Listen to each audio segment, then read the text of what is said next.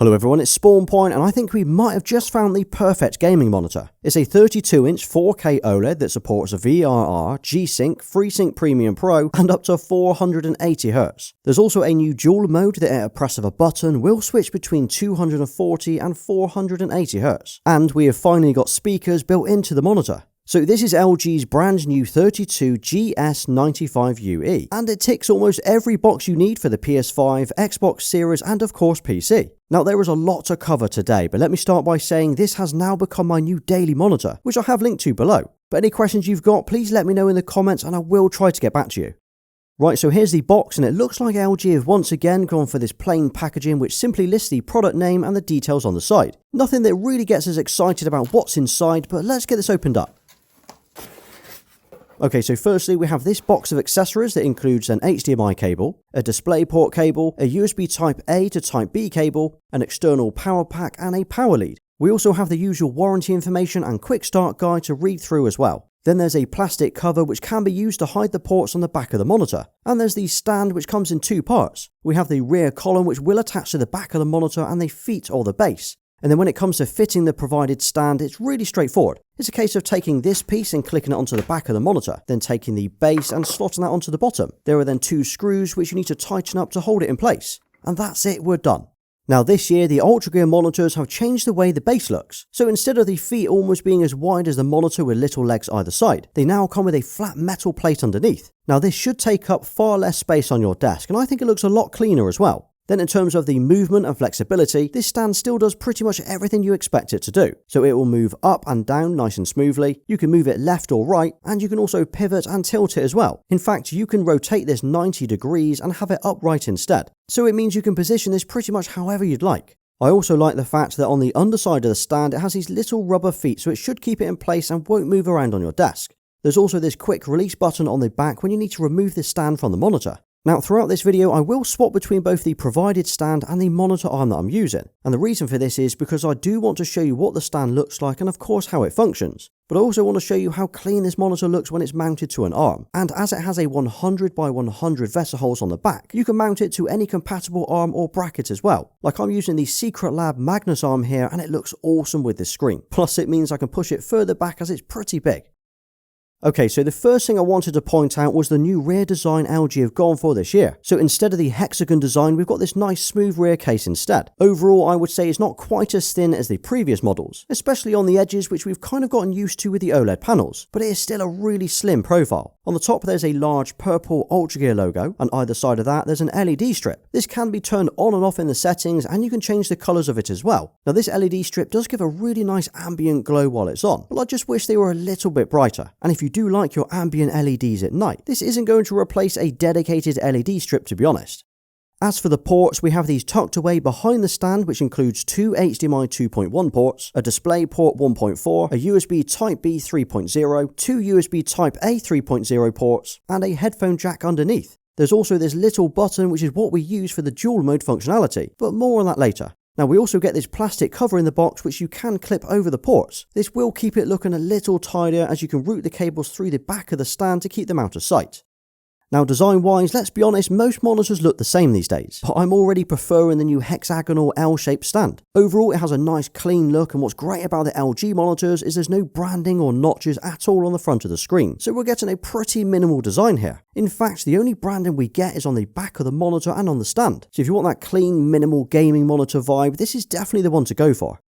So this is a 32-inch OLED, and for me that is the perfect size when it comes to both gaming and using it for productivity. I've been using 27 and 32-inch screens for years, but a 32-inch OLED is the size I've been waiting for, especially with these specs. Now not only is this 32 inches and an OLED, but we're also getting a 4K resolution as well, so 3840 by 2160 pixels, and it looks incredible. As soon as I switched it on and I took a closer look at the text in games and in the menus on the dashboard, I was already impressed by how sharp it looked. LG have actually improved the overall look of how text is displayed as well, as they've adjusted the order of these sub-pixel colours to help reduce colour fringing. I'll cover this again later when we talk about productivity, but on first impressions, this is the best I've seen on a WOLED panel. Now over the last week I've played a few different games, some that support 4K and some that don't, and I've been genuinely impressed with every single game that I've played. Games like Rise of the Ronin, GT7, Helldivers 2 and some Ratchet & Clank. I'll always come back to this game to show off how good this monitor can look.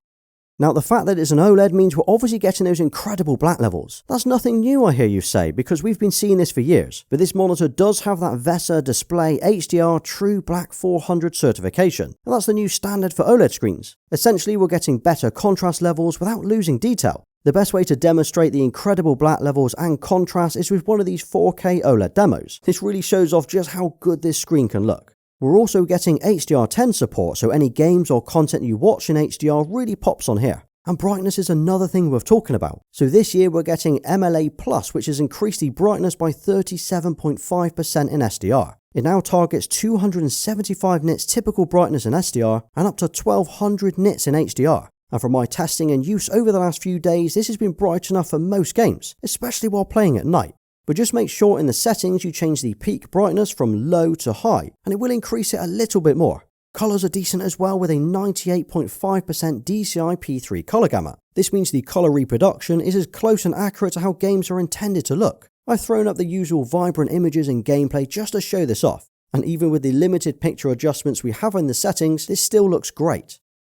Now you might have noticed this already, but the screen has an anti-glare coating rather than glossy. It's not full on matte as such, it's more of a low reflection anti-glare finish. And from the testing that I've done so far, it doesn't add any aggressive grain or ruin the black levels at all. I know glossy is the preferred choice when it comes to OLEDs, but having used both over the last few months, I think it comes down to personal preference. Yes, I prefer glossy on my TV, which is the LG G3, but I actually prefer a matte finish on my monitors. And I'll be honest, this is the best that I've seen. Of course, if you place this directly opposite a window or angled it towards one, you're still going to see some kind of glare. But for the most part, this screen does a great job of handling those reflections. The same goes for viewing angles. As it's an OLED, we're getting those perfect viewing angles however you place it.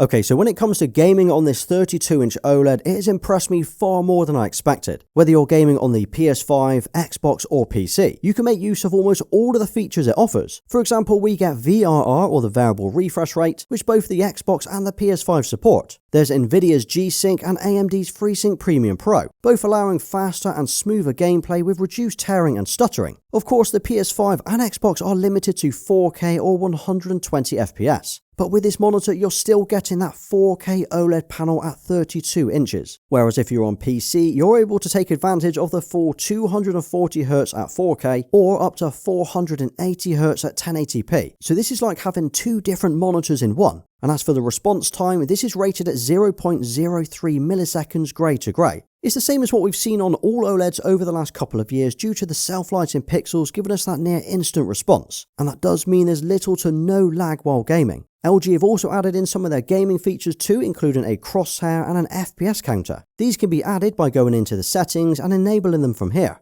There's also the option to switch between profiles and change the screen size. So if you'd rather play at 27 or 24 inches, well you can. But from my testing, this does drop the resolution from 4K down to 1080p. So you won't get the full of 4K or even 1440p support at this size. Now I know a few of you did ask me last week if the Astro A50X works with this monitor. Well, the good news is they do work with no issues at all. So as you can see, I'm using the A50X here on my PS5 and it's connected and working absolutely fine. I just thought I'd mention this as I know the A50X have had issues with some of the older LG monitors. Okay, so one of the biggest features that LG have added to this monitor is the new dual mode. We've seen monitors with 480Hz support before, but this one has a whole new way of doing it. So by default it supports 4K at 240Hz, which is perfect for story-driven games or those that rely on quality over performance. It'll work on PC as well as consoles up to 120Hz. It's smooth, it's fast, and it looks awesome. But under the monitor, there's this little button that when you press it, it transforms the 4K 240Hz screen into a 1080p 480Hz beast of a monitor. And this is ideal for fast-paced FPS or racing games. It is literally the world's first monitor that supports this dual mode feature at a press of a button. Obviously this is designed to be used on PC rather than consoles, but it's incredible that they've added this with a physical button to save you messing around in the settings. This really is like having two monitors in one. Now you can also use this button to swap the screen size as well, so whatever setting you choose here will change the screen size as well when you press the button, either full wide, 27 inches or 24 inches. Of course, at this size, this monitor is also perfect for movies and watching TV. I mean, it's mad to think about 15 years ago, 32 inches was the normal size people would pick for their living room TVs, and here we are choosing a 32 inch for our desk. Now, because of those perfect black levels, great viewing angles, and colour reproduction, any movies, whether in SDR or HDR, truly come to life on the screen. There's no ghosting, no light bleed, and no issues with contrast. I guess at this size, this could double up as a TV in your bedroom or your study.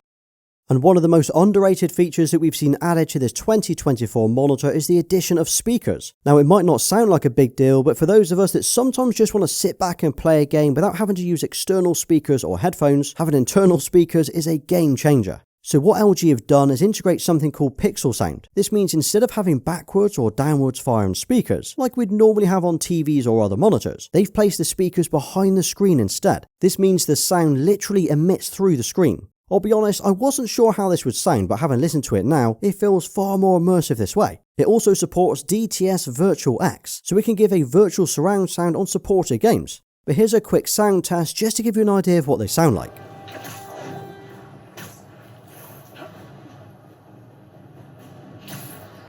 I thought you said this was a startup. Yeah, I was hoping for something a little less. So, what do you think?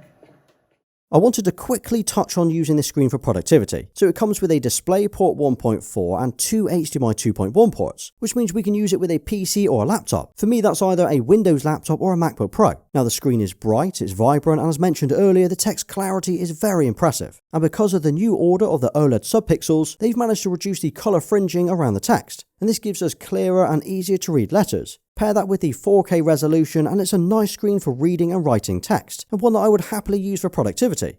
The only issue that you might worry about is screen retention, but due to the OLED screen protection built in, such as screensavers, pixel moving and pixel refresh, it really isn't something worth worrying about. But just bearing in mind that there's no USB-C port on the back, so if you do have a laptop that has a USB-C port, you might want to use one of these cables instead.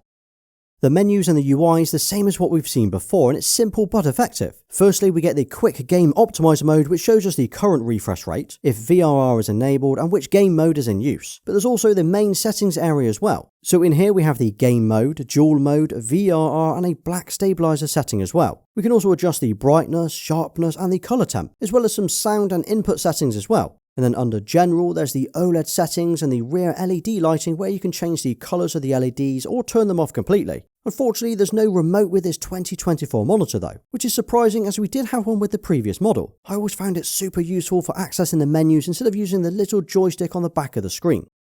But in summary, this is probably one of the most anticipated gaming monitors in 2024, and you know what, it's turned out to be a great screen. Firstly, if you're just after a 4K 32-inch OLED screen regardless of the refresh rate, this just looks incredible. For me, it is a perfect size for both FPS and story-driven games. Then with the internal speakers, a 2-year warranty, FreeSync and G-Sync support, and of course that dual mode button, it will tick a lot of boxes for PC gamers as well. Now I guess it comes down to two deciding factors. One is, do you prefer an anti-glare or a glossy finish? And the other is the price, as it's not cheap. But a 32-inch 4K OLED with these specs was never going to be cheap. Pre-orders are now live on the LG website, which I have linked to below, so you can see how much it is in your country. So what do you think to this new LG monitor, and do you think it's something you would add to your setup, and if not, what would you go for next? Now drop a gaming OLED in the comments and I'll give you a thumbs up for staying right till the end. And if you did enjoy today's video, check out my 2024 living room tour video next, as that covers everything I've added to my TV setup over the last year.